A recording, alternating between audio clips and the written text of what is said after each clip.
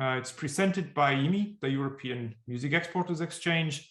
I'm Virgo Sillamaa, I'm the coordinator of EMEE, and I'll be moderating the following discussion, where I have as panelists 3 leaders of European music export organizations: Angela Dorgan, the CEO of First Music Contacts, that's the organization running the Music from Ireland platform; Franz Hergovich, the project manager of Austrian Music Export and deputy director of MICA, Music Austria; and finally, Nuno Saraiva, the executive director of Why Portugal. So let's dive in.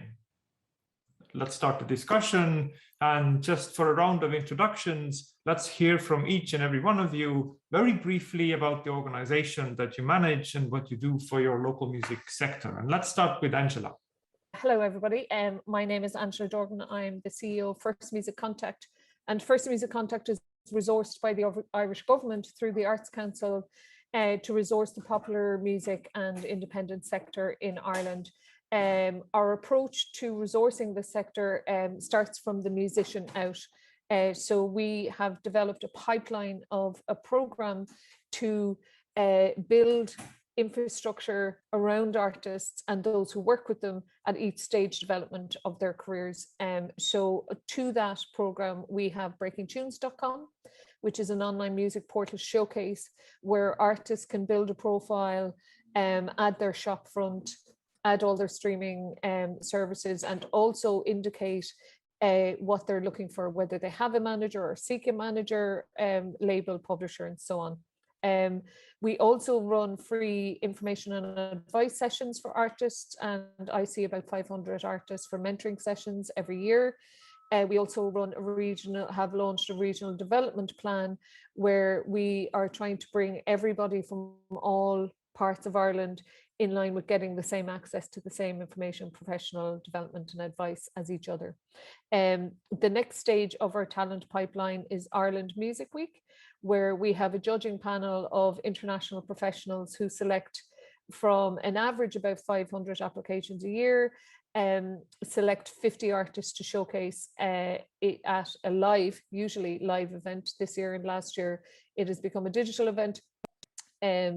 And we showcase those 50 artists and bring in buyers from all over the world to Dublin over a weekend in October. We run a conference and a comprehensive showcase structure. The next part in the pipeline is Music from Ireland, which is the hat I'm wearing today. And Music from Ireland is the Irish Music Export Office, where we fund and present showcases at currently 10, hopefully next year 13 international events. And we also actively help in growing the professional network of professionals in Ireland, outside of Ireland, in Europe, in North America, in Australasia, and in Scandinavia. So that's us. Thanks, Angela, telling us about Music from Ireland. Let's go to Nuno and Why Portugal. Thank you, Virgo. Angela, that is very, very impressive as always. So it's a tough act to follow. Why Portugal was founded in 2016 as the Portuguese music industry's export office for music. It was founded originally it grew out of an international development group from IMEE, which is the Independent Trade Association. And I recall that before Why Portugal, IMEE had actually been on a mission to China, on a first mission to China, to Beijing. I didn't go myself. It was the president, Jorge Bizarro, one of the co-founders later of Why Portugal, that went on that mission. So there is that previous connection to China. And so when it was founded in 2016, Why Portugal, jointly with IMEE, led the Eurosonic country focus on Portugal, which took place in January 2017. So our mission since then has been a sort of dual strand between running export missions to showcase events and professional music conferences around the world, from Europe to Canada to South by Southwest in Texas, but also to conduct regular capacity building workshops for the Portuguese professionals. In that sense, Why Portugal also partnered with Westway Lab, where we run our Why Portugal event. Westway Lab is the first music conference, the first professional music event in Portugal. It's been around since 2014. And I think Why Portugal event's been around since 2017, if I'm not mistaken. And basically that is one of our capacity building points of contact with the Portuguese industry. But we also run regular workshops before the pandemic in Lisbon and in Porto, and also Leiria, and since the pandemic online, of course. So we've had actually we've reached a lot more people over the last couple of years in terms of the capacity building workshops for professionals, and that includes labels, it includes managers, artists, agents, even festivals. So we're sort of in contact with the whole cluster and working on behalf of the whole cluster. Why Portugal is funded presently, jointly funded by two of the rights societies in Portugal, which is both from the neighboring rights side of the copyright spectrum, but basically the artists performing rights society and the producers, the Phonogram Producers Society, are the two main funders. Thanks, Nuno, for good work and giving a consistent answer to the question your name of the organization asked, why Portugal. I think it's very clear why Portugal is necessary. Franz, let's hear from Austria. Thank you, Virgo, and thanks everyone for having me. It's a pleasure to be with you. I'm Franz Hergovich. I'm based in Vienna, and I'm project leader of Austrian Music Export, the Austrian Music Export Office. And this is an initiative of two different organizations, of the Austrian Music Information Center, MICA, and of the Austrian Music Fund, the funding organization mainly for recordings. I'm part of MICA, the Music Information Center, and MICA was founded in 1994 already, so we're around for quite a while. And it has been founded on initiative of the Ministry of Culture in Austria. We mainly have fundings from the cultural side, but for the export projects we're doing, for the export office, we have 9 different funding bodies covering the whole spectrum. So also the business side, from label organizations, from all the ministries involved, also the trade associations and all collecting societies related to music in Austria. So we are having quite a solid base. Everybody that has any interests in exporting Austrian repertoire is involved also in the setting up and supporting the export office. As an export office, we do, on the one hand, we provide access to information on Austrian artists and companies. So we work with both sides, with the artists directly and with all the companies they work with. We try to build a network of industry professionals and media. We provide a lot of direct support, like mostly travel grants, but within the last year, we also developed new support programs, supporting, for instance, digital marketing, recording of videos and stuff like that, because for obvious reasons, people didn't need the travel support for quite a while. Then we represent Austrian music at international trade fairs, conferences, festivals.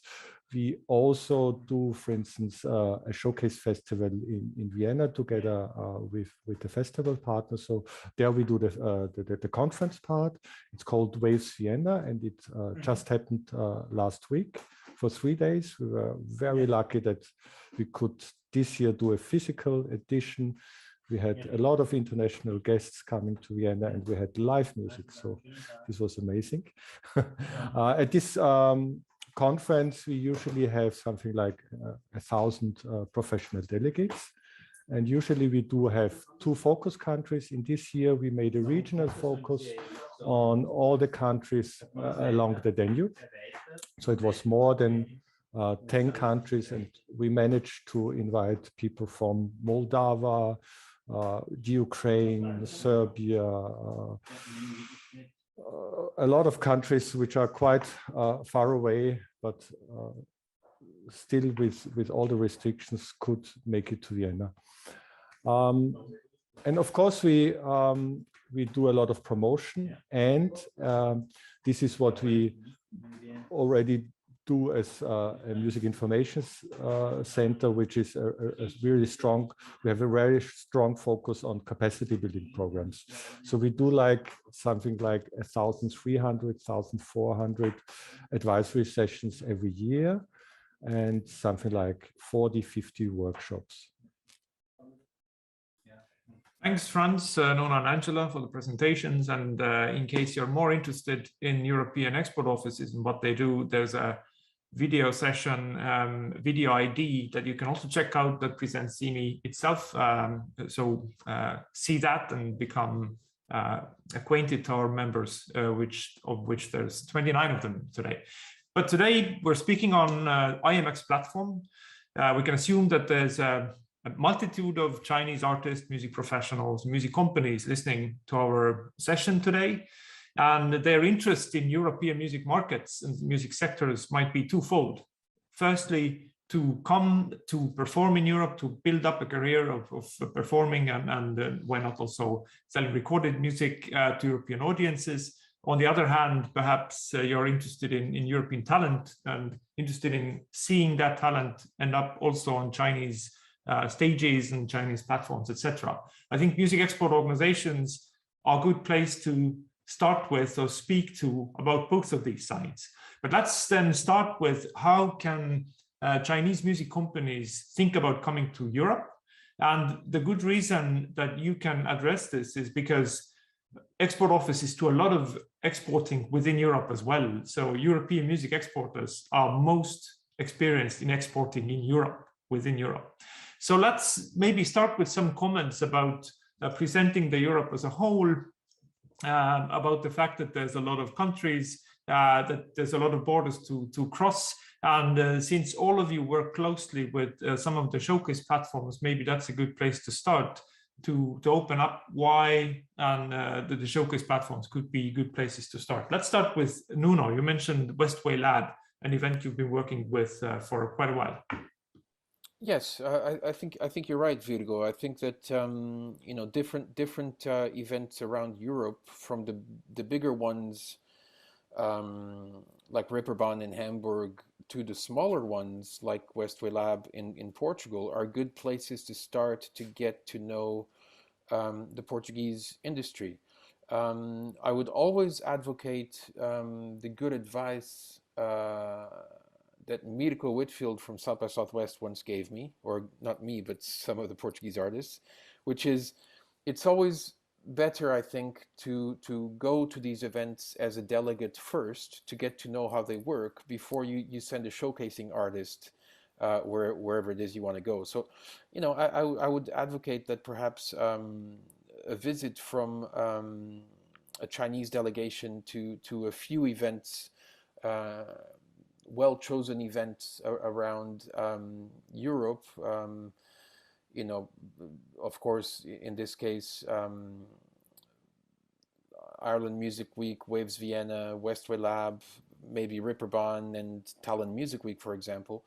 And then sort of once you've made a few initial contacts, the thing to sort of remember is that probably unless you enter Europe already with a very big multinational concert promoter or label behind you, it's probably best to sort of make territory by territory representation deal with local promoters or agents and labels also that can sort of get the team together, invest in PR and get the artists talked about in those markets. So I think those events are definitely the place to start. Yes, Franz? Maybe I can add why, from my point of view, it really makes sense to go to a few of these events. I mean, there's of course the biggest of these events like Eurosonic, Reeperbahn, also the Great Escape.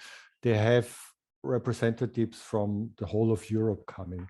But there's some with a regional focus that go much deeper into it. So if you go to Tallinn Music Week, you will find people from not only the Baltics, but also from Finland, maybe from the western parts of the ex-Soviet Union.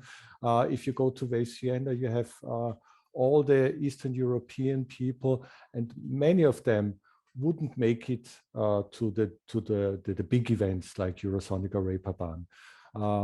This is one point, and also you can see that in Europe there's also showcase events that have a genre focus, or music fairs like, for instance, Womex or Jazz Ahead. So you have to see first which genres are you working with, and then you can select the right events. Yeah, I would agree with Nuno and Franz. I think it's that balance. I would start a step back from even traveling. I would look at why you want to go to Europe. So if you're an artist, I think events, as both Nuno and Franz have said, events like Ireland Music Week and Waves and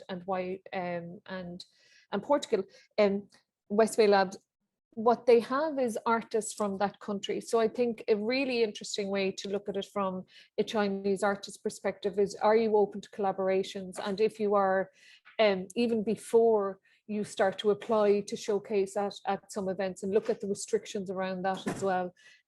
For instance, Eurosonic will only, you can only be a European artist to showcase on it because it's funded by the European Commission. But in terms of if you're an artist, if you're a co-writer, a really interesting way to enter a market is to work with other artists and to work at developing opportunities to work with artists and to see, is that a way you can introduce yourself to that market? The work that we do when we're identifying, for instance, we're going to move into 3 new markets next year. And how we identify that is we look at how our artists already perform in those countries. So with the onslaught, that's been so much easier in the last 5 or 6 years with streaming companies. So if before your artist or before your company who may represent artists starts to move into the European market, look at where your baseline is, what are you working from, and then give yourself a target and look at the different layers that you can approach to reach that target. And one of those ways into a market might be collaboration. I do think that in-person delegations, I think what the last 2 years have taught us is how much we miss human contact. So I think making the trip to come to Europe, I think is a really good idea. Another second thing we do, and it's mostly to garner more funding from government, is look at where other companies from your country are working. So for instance, China is becoming far more attractive for us to sell to the Department of Culture now, because so many Irish companies in the food and agribusiness are doing business in China. So it's easier for us to make that argument for Ireland doing more artistic and cultural activity with China. And similarly, if we're working with you, then you are going to have companies working with us as well. Down to the root then, the why for the artist should be, if you're targeting where would our music do well, I would advise in following people's playlists. We have a Spotify playlist called Made in Ireland, but we also have breaking tunes where you can go in and listen to artists recommending other artists for you to listen to. If you hear your music there, then the chances are there is going to be a market for your music in our country. If you listen to French radio or Austrian radio or Portuguese radio, have a listen to, are you hearing somebody who sounds like you? And that can kind of shrink the amount of work you need to do as regards identifying what market you want to go into. I would agree wholeheartedly with Franz and Nuno as well, that sending a delegation or we have a system that we're introducing called Try Before You Fly, where we're going to be using the digital, that hybrid kind of issue where we're going to be buying online tickets for our professionals to attend events before physically going there, but also the year ahead of managers thinking that their artists are ready for something like South West or Eurosonic. We're going to encourage them to go themselves to that event, check out what it's like, check out that the professionals that they're going to need to get their artists in front of are the professionals that are at that event. And I think that's a really good piece of advice, that your export strategy should start 3 years before you plan on showcasing at that event. Just one more thing to add also, that even though we are mentioning Eurosonic, Eurosonic in terms of the showcases is only for European artists, but it's still a valid conference to attend in that prospection phase, because a lot of professionals are there. So even though the showcases are only for European artists, the conference is definitely a global conference. And it's a really excellent one for live in Europe. Europe is a fragmented place, and we're very proud of it, because that means that's the richness of our culture and the source of the diversity of language and cultures and so on. It can also be a challenge to navigate, especially if you're coming from afar. There's a lot of expensive trial and error mistakes to be made when you're trying to navigate European markets. Hence, it's kind of logical to assume that let's try to enter the bigger ones, the Germany, UK, France, etc. In your opinion, what would be the logical sequence or strategic approach to this? Should someone coming from China try to make it big or enter into bigger markets first, or would perhaps be the smaller markets around the bigger ones be more easy to enter and maybe more easy to navigate? What's your take on these things? Who wants to go first? Franz. If you want. Well, I think it depends. I think, as Angela already mentioned, you should do a lot of research before. So you should look, where does my music already work, for instance, in the streaming platforms, and base your decision on this. Or which are the markets where this kind of music that I'm doing to work well. But generally, I would say sometimes it's, I mean, the biggest markets have the biggest competition, of course. So they're not the easiest ones. And you also need the biggest budgets to invest into marketing, promotion, or whatever you're doing. So I would rather not just go for the biggest markets in the first place. We as Austrian export office have the experience that sometimes it's easier to make a workaround. So we have artists that are now really successful also in the biggest markets, but they started in smaller markets where it was much easier for them to get a lot of attendance.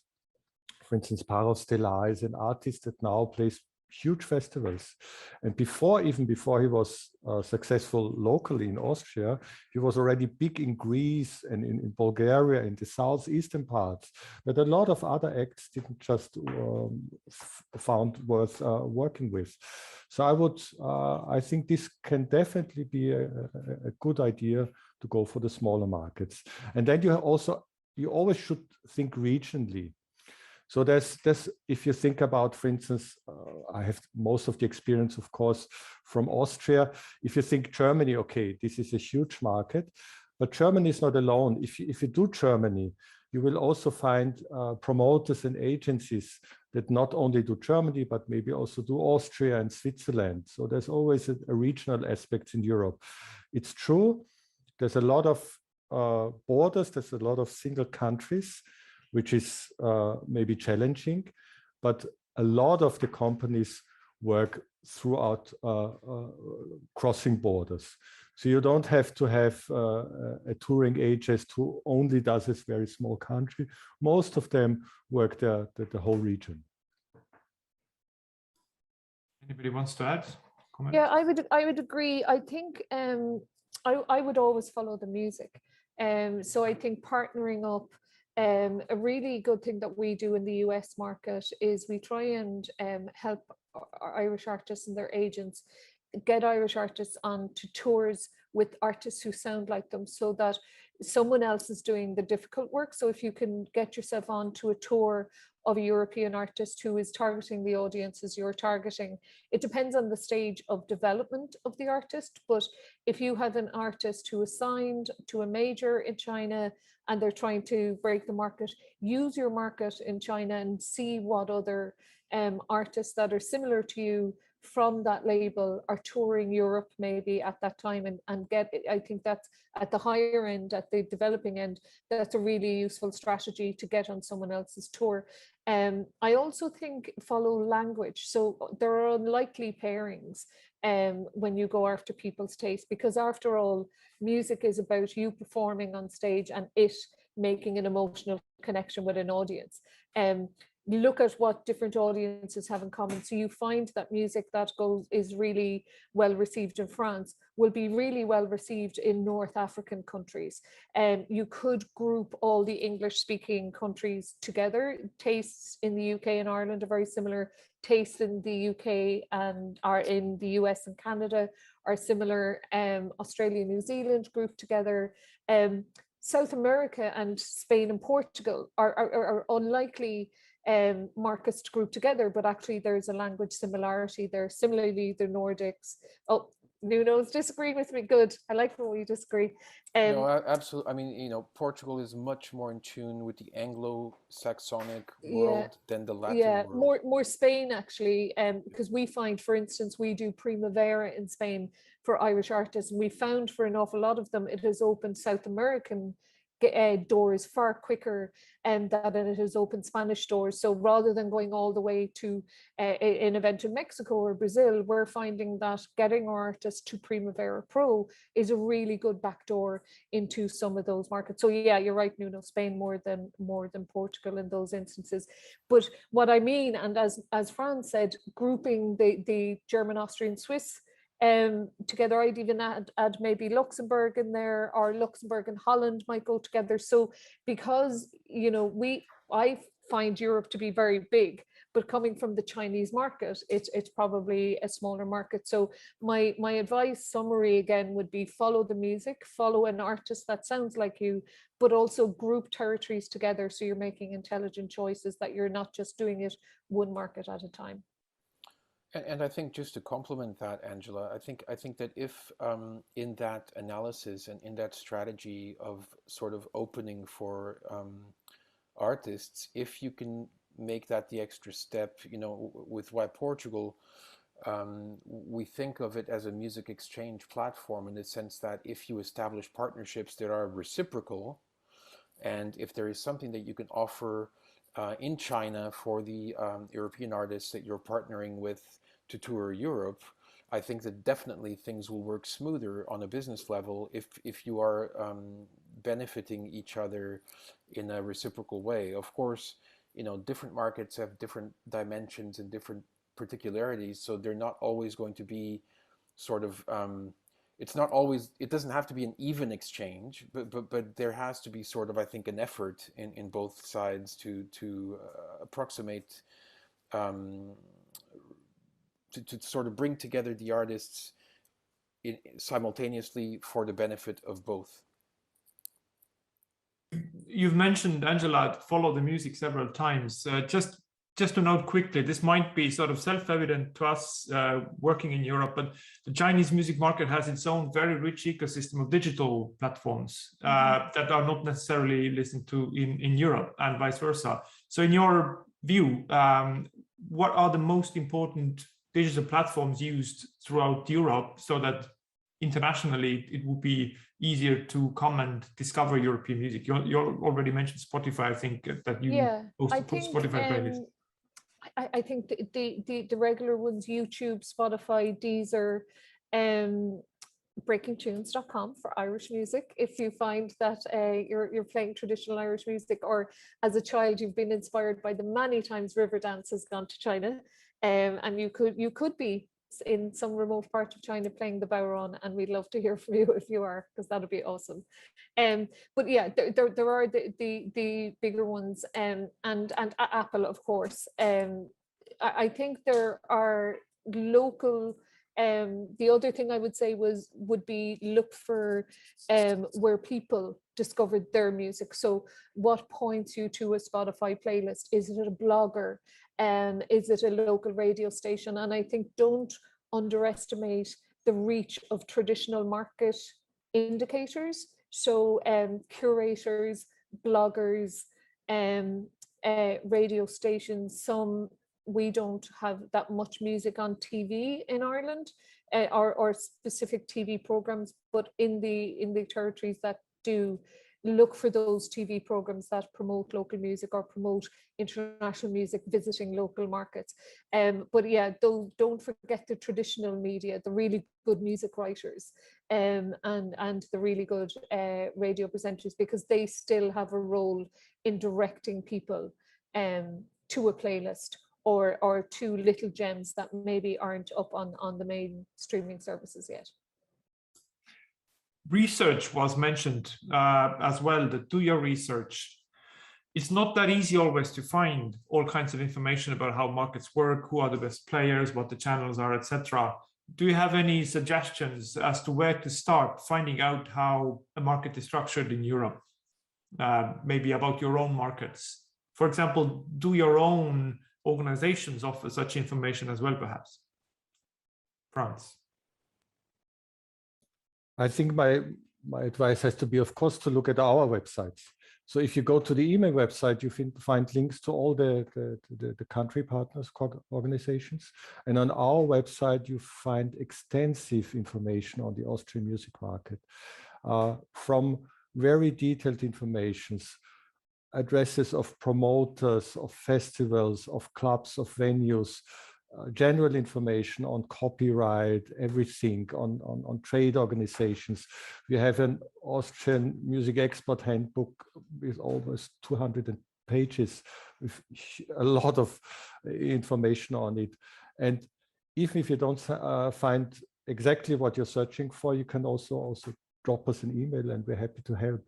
Because as Nuno mentioned, of course, we are export offices, but in a way we're exchange offices, because this is what we're really aiming at, because we think it's more sustainable. If everybody just wants to sell his music, it won't work, because then there's no buyers. So we both have to be open, and I think that's also maybe a good point. If we were talking about showcase events and conferences, a lot of these events we are working closely together with, and we can then think about offering focuses on your countries, and in exchange we organize something in your country with maybe your partner organizations there. You can give us advice on whom to work with. But I think really to find a sustainable business, it should be on an exchange level.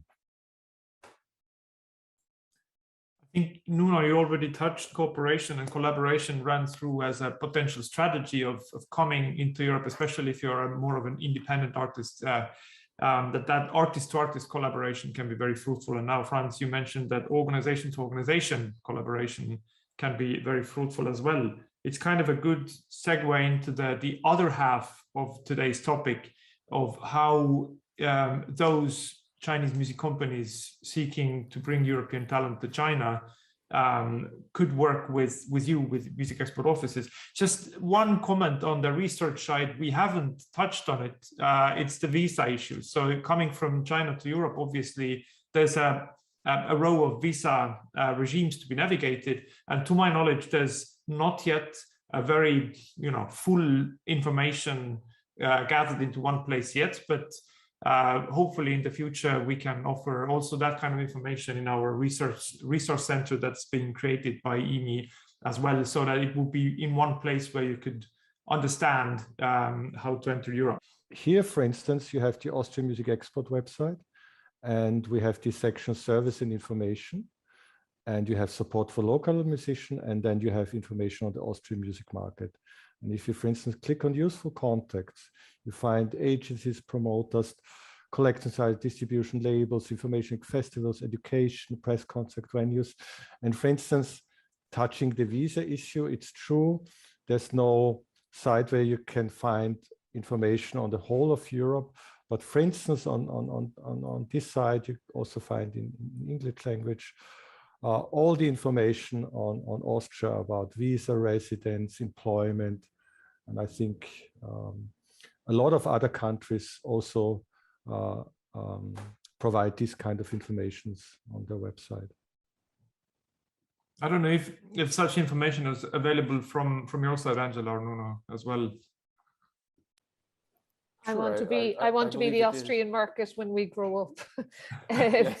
Yes, we can only aspire to have that. But as Franz said, an email, and that's what we're here for. And I think as the richer the network you have around the globe, the richer the export office you are. So we often find ourselves in that situation, and there's an MA plan to do an Ask Me Anything about your country that we're trying to get off the ground as well. And that might be useful to check back in with the MA website. Because as we develop our toolbox for exporting and global export, the toolbox that we come up with then and test will be added to that website. So I think that's a really good first hit. And then depending on when and what country you're going to, then go to the secondary websites where there's always an email to say, and if you have a question that hasn't been answered on our website, please drop us an email. I think that's I think most of the 29 members of MA would welcome that. Nuno, anything to maybe comment on that? I'm sure that we have a government website with similar information for Portugal, but I cannot point you in the right direction immediately. I would have to do that research first, but like Franz and Angela also said, I mean, just drop us an email and we can send you that information. There is a sort of historical special relationship with China through Macau as well. So I think if any Chinese artists have, if they come from the region or if they are from Macau, there is of course this sort of cultural exchange that has endured also throughout previous decades and so on. So there is that sort of cultural link and that exchange already with Portugal. But I don't think I have much more to add right now. Okay, so let's move to let's try to reverse the flow and then talk about how European music and artists can end up performing to the Chinese audiences or can be found on their platforms. You've already in the beginning summed up how you work in terms of export offices, and we've already actually mentioned how to maybe find European music. So it's good to come to Europe to listen to the talent on the showcase platforms. It's good to listen to these playlists that also you offer, etc. Let's say that the Chinese music companies seeking to bring European talent to China have already identified, got the first hint of who they're looking for. How can you, the export organizations, then work with these companies or with these European artists and help them to come to China, for example? Who wants to start? So I might start with that. So what we do is it's a 3-year process again. So first of all, we would ask for an invitation for somebody from our export team to go to an event in China. So we can see what the event is. So if you are running a showcase event or if you run a series of concerts, we would like to go and see what it's about, what the audiences are like, what the opportunities for artists are. And then we would invite you to attend our event so that you can come and discover and search for talent. And then the 3rd year would be, we would fund a showcase for our artists to showcase at your event. So if what you're running is a showcase event like ours, it would take our coordinator to go to you, your booker to come to us. What we do at Music from Ireland is we don't ever select the artist showcasing at any international event. We part of our deal as an export office is that booker has to attend our event, so that there's a relationship, there's an opportunity for networking with our professionals, but also that in the in-person, and again, it's something we've discovered over the last 2 years, it's far better to be in a room sweating than it is to be just watching music like a TV show. It's better for the artist and it's better for the professional. I think as well, you know, Europe is a very big market. So I think maybe there's an opportunity before Ireland starts to visit international events that we go as part of a European-wide delegation to discover a couple of China's key events. And to have an opportunity then to feed back to the larger 29 countries in the EMEE network about the opportunities that are available there. And I would imagine what we would do would be the same as the trade mission that EMEE did to Africa in recent years, would be we'd be able to take a snapshot of the music we think would be prevalent in that market and advise countries who dominate in that music, or maybe it's a more general way. I think that's how export, sorry, we can't allow for traffic. That's the tried and tested way we do it with the export office. I think what Nuno chatted about earlier and what we alluded to is that reciprocal. If there are artists on major labels here that have a sister band on the same label but in their Chinese office, I think that's also a good way for European acts to really get into that feeling of what the Chinese market is like and what the benefits and challenges in those markets may be through touring through their label. But I think that opportunity is easier for the major labels, and there's quite a big, certainly in Ireland, a third of the music bought in Ireland is released on independent or self-releasing labels, and that figure those figures are from 2018, so I'd say it's maybe even more than that now. So the challenge would be, what we'd be doing is probably coming in behind doors already opened by Irish artists on major labels, and we'd follow through then with the more independent professionals and artists. There's also a potential, a sort of, what's the word? There are different ways of doing business, from what I understand, in China, where individual companies might really have a full 360 deal with an artist and represent all aspects of the artist's career. Whereas I think in Europe, and mostly if we look at the sort of independent sector, the self-released, etc., you find that you have different companies that specialize in different aspects. So, you know, one company might do the live, another company might do the records, another company might do the publishing, and it might be all separated. So you may, so for like a Chinese company that works the artist as a whole in China may have to find different partners in Europe for each strand of the business, for each sector of the business. Whereas the opposite might be true for Europeans going to China. They need to find a trusted partner that will handle all three sectors in one type approach. So that's a slight different approach between China and Europe as well. And it seems it merits to say again that there's a lot of very, very interesting and successful music in Europe that's very independent, that's either self-released or working with independent music companies. So the ecosystem is very rich. It's not only that the best talent is sort of, it's risen to the top and can be accessed through major labels or other major companies. It's always good to see the whole scale, the whole full scope of the talent, the way it works in Europe. Also, sorry, Virgo, just something Nuno alluded to there, set off an idea in my head.